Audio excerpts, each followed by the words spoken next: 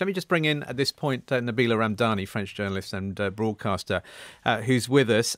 What strikes you, Nabila, about this result and Marine Le Pen's strong performance? Well, as expected, Emmanuel Macron has won the first round, and he's won it by an extraordinary high score. He's got 28% of the total vote, according to projections, which are normally always very accurate.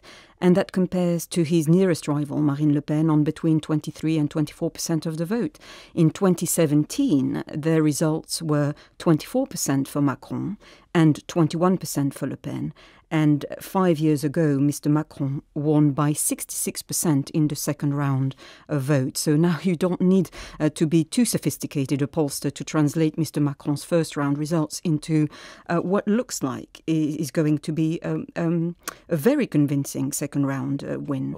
The truth is that Mr. Macron has never lost an election in his life, and he's set to become the first incumbent French head of state to win a second term in 20 years. Although one thing that's very different this time, and we've touched on this already, is that the centre has held even worse, has not held as it did 5 years ago. But it's on the right.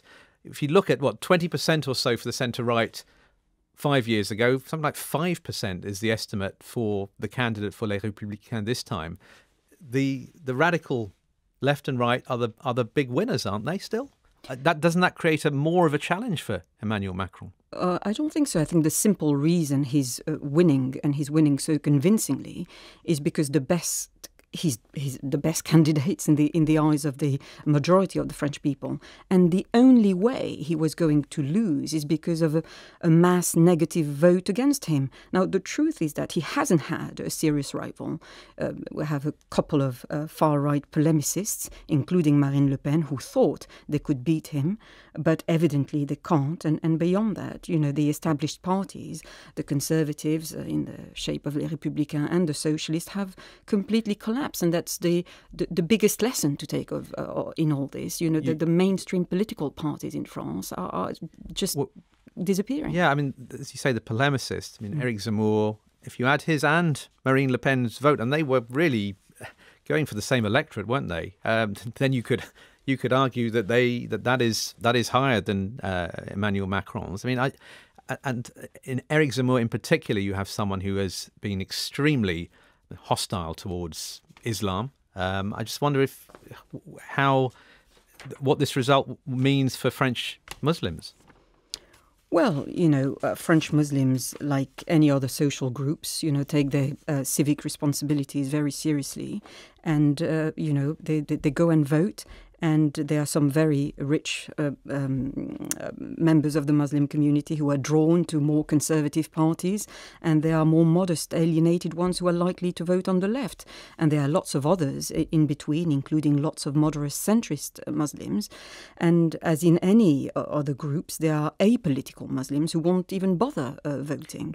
But again, there's no official statistics in France, so anecdotally, I can tell you that Islam is a broad mosque, and especially in France, which hosts the largest Muslim community in Western Europe. But I think more crucially, lots of ordinary French people, regardless of their background, feel that the political class is failing them as far as delivering on social and economic policy to better their lives is concerned. Eric Zemmour, when he entered the race, there was a lot of excitement and buzz around him, and he's probably underperformed, hasn't he, compared to where he was, a couple of months ago, even a couple of weeks ago in the polls.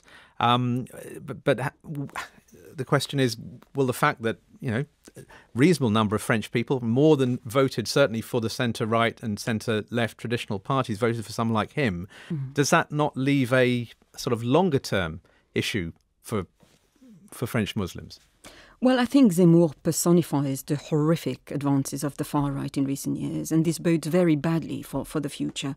Le Pen is highly unlikely to win this time around, but a far right candidate could certainly reach the Élysée Palace in the medium to long term, and this would have seemed inconceivable a few years ago, particularly in a country that actively collaborated in the Holocaust and which has a history of barbaric colonialism behind it, and not least of all in Muslim-majority countries. But I think that Marine Le Pen herself is mediocre, is too mediocre of a politician to reach the Élysée Palace at any stage. So you think she'll trip over in the final stretch as she did 5 years ago?